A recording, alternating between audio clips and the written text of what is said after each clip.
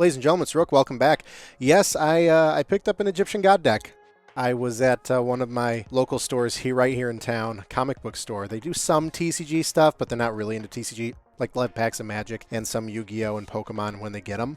And I was in there today, just saying hi, hanging out, and they got in a full set of these Egyptian God decks, Slifer and Obelisk. So I, $9.99, I picked one up, and I brought it back, and I figured I'd open it here in front of you guys. But then as I was walking home with this thing in my hand, I thought about it, and I mean, are any of these cards meta? Does anyone use any of these cards? It made me kind of wonder who these decks were for, The past few structure decks that we've seen, like, who are they for? It's my understanding that they're not meta shakers, So obviously it's the Egyptian gods, which, people are going to love. It's clearly a nostalgia piece, like not anticipating this to be any sort of meta changer. There's no new cards in here. Like, I'm pretty sure all these are just nostalgic. There's no Ixies, Synchros, Pendulums, Links. There's none of that. It's just clearly nostalgia. So this one might be a little bit of an outlier. But here's the Obelisk deck, because I do like Obelisk over Slifer if I had to choose. And there's really not much to it, Here's the mat, and here's the deck.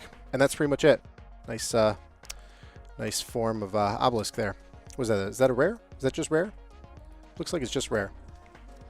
So let's see what this mat looks like. Yeah, the gods are probably an outlier when it comes to structure decks, but I was thinking about it because I bought Freezing Chains thinking that it was going to be, it was going to be good in advance, and I did build a deck kind of around Freezing Chains, and that looks pretty nice. The one in the Extravaganza looks sick, so I'll give them that too, but I thought Freezing Chains was going to make a splash, and I loved Trish and Brio, and it just really wasn't that great, and a lot of people kind of laughed at that structure deck that are really familiar with Advanced. And then what was the one before that? The Snake Charmer, Spirit Master, Spirit Charmers. That's the one you still see in Walmart all the time too. Like, was it good? I don't think it was, right? So the past few structure decks, I'm like, what is it? What are they for? Who are they selling these to? Right now, it seems like the only places they're selling these to are to people like me that are making this video. And you got like some of the big Yu-Gi tubers that are doing kind of duels with the decks, which is really cool. I love seeing that, especially this kind of deck, because I'm a speed duelist, guys. I can understand, fusions and even synchros and Ixies. All right, you get to pendulums and you lost me. That's a nice Obelisk rare. That's cool. So I was thinking about it, and I'm like, if you're a new player and you're buying a structure deck, like what? It doesn't seem like a good opening experience. All right, here's a Soul Crossing, or a Fist of Fate, the Divine Resolution, a lot of rares here. Over this wall, Angel 1. Okay, here's a super rare. So those must have been spells. Oh, they're kind of sprinkled in, spells, traps, and monsters here. But, when I started Yu-Gi-Oh, I think the first structure deck I picked up was Structure Deck Merrick, which was, what was that, 2009, 2010? And that one had, mostly a lot of Gravekeepers, and the deck was good. That was kind of the good foundation for Gravekeepers to play competitively then. What was it, 2011? And then, very quickly after, in that same era, the Dark World structure deck came out, and that was one where you slap three together, and you are annoying. So I'm like, where are those today? It seems like Ice Barrier, that didn't work. The Spirit Snake Charmers didn't work, and now, this doesn't seem like it's going to be competitive. It seems like the people that are buying this, Harpy's Feather Duster, heck yeah. Any rarity? Oh, that is a super rare. But it seems like the people that are buying this are either people like me that are trying to make, making videos and openings, which is cool. Like to see those. And the people that are using them for the Remote Duel Extravaganza for the structure deck. The structure deck entry, which, I mean, that mat is pretty cool. Nimbo Mamanga, a Bazoo, the Soul Eater, these cards, these Cyber Dragon, even Cyber Dragons in here. That's crazy. Bringing me back, the Super Nimble Mega Hamster. Oh my goodness, I love it. Yeah, so I was just thinking about that Ra's Disciple. That's cool. I associate that one with Ra, but we got Obelisk. We don't have a Ra deck, which is interesting. Although the mat, guys, that's pretty sick. I would love to win that structure. If the Extravaganzas boot back up in July, if they have one in July, I have one in August. I think I'm going to enter this. That was another reason why I bought it, because I think I'm going to enter it in a structure because I want that mat really badly. And I mean, this deck is not that hard to figure out, right? You got Brain Control, you got Monster Reborn, different dimension caps. Oh my goodness, Pot of Avarice. The Forbidden, here are the Forbiddens, Forbidden Chalice and Forbidden Lance. There's like this eBay seller online, and they use this in the background of all of their listings. So that's all I think of when I see this.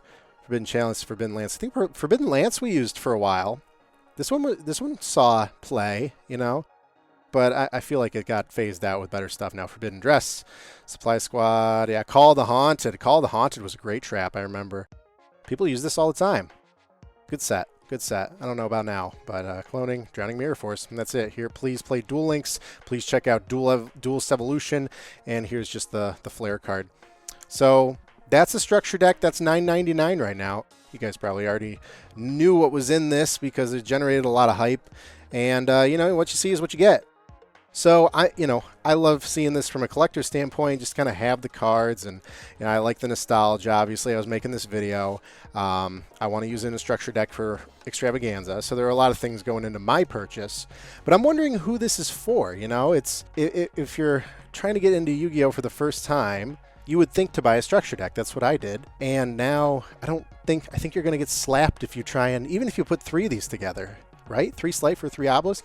You put 3 of these together and you try and show up to locals, you're going to get slapped by whatever's out there today. It's one thing, obviously a structure deck shouldn't be absolutely broken, but you know, maybe it should give you a fighting chance to kind of get something rolling and to keep your enthusiasm and to make you want to invest more into the game.